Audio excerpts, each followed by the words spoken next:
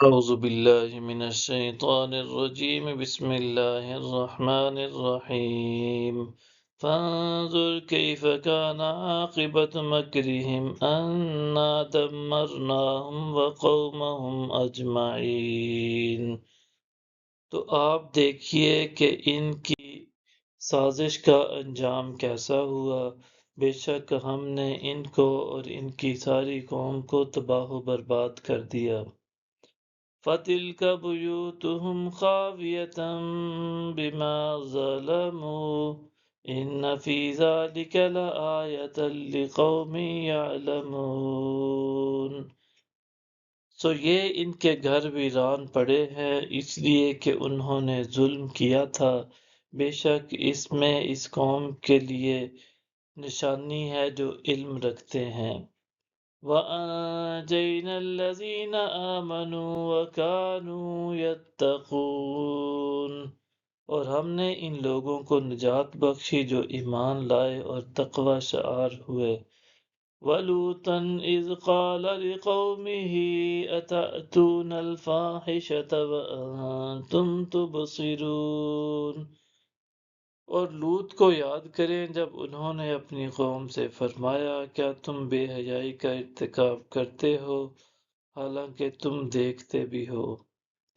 أَإِنَّكُمْ لَتَأْتُونَ الرِّجَالَ شَهْوَةً مِّن دُونِ النِّسَاءِ بَلْ أَنْتُمْ قَوْمٌ تَجْهَلُونَ، کیا تم اپنی نفسانی خواہش پوری کرنے کے لیے عورتوں کو چھوڑ کر مردوں کے پاس جاتے ہو، بلکہ تم جاہل لوگ ہو۔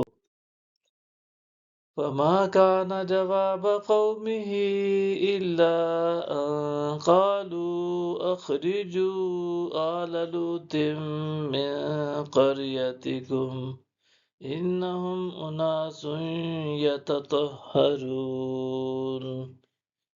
تو ان کی قوم کا جواب اس کے سوا کچھ نہ تھا کہ وہ کہنے لگے تم لوط کے گھر والوں کو اپنی بستی سے نکال دو، یہ بڑے پاک باز بنتے ہیں۔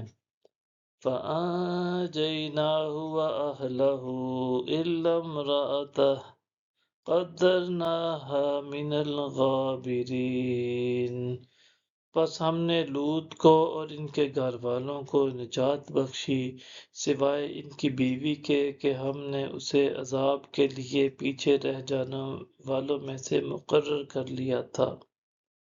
وَأَمْطَرْنَا عَلَيْهِمْ مَطَرًا فَسَاءَ مَطَرُ الْمُنذَرِينَ، اور ہم نے ان پر خوب پتھروں کی بارش برسائی، سو ان ڈرائے گئے لوگوں پر پتھروں کی بارش نہایت ہی بری تھی۔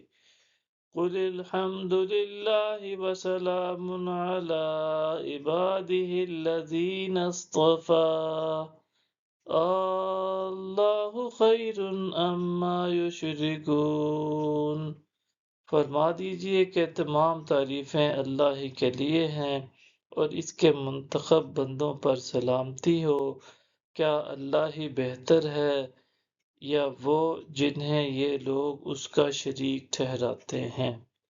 صدق اللہ العظیم۔